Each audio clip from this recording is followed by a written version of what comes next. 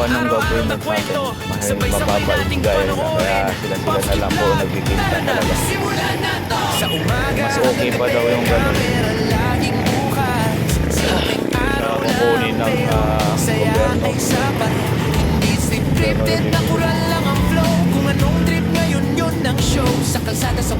Sa ganyan, sila mismo yung nagbibinta. Mas kumikita sila. Kasi binabarat sila ng natin. Gusto kasi ng gobyerno natin na angkat sila sa ibang lugar dahil malaki ang kamila doon.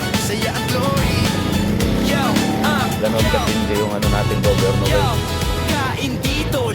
Yung mahirap. Kaya kawawa tayo mga Pilipino. Kung tutuusin lang, makasupply tayo sa ating marami tayong dito. Kahit palay, masupply tayo. Kaso gusto ng gobyerno natin, magkapera sila. Kasi pag pinayagan nilang mag-export dito, may under the table yan eh.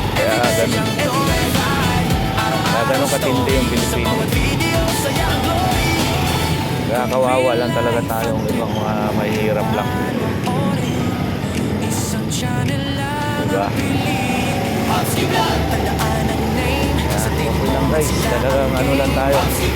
Laban lang tayo. Tayo magpapadait sa ng gobyerno natin ngayon. Lalo na ngayon kasi sobrang pasakit kung nila ngayon sa Pilipino.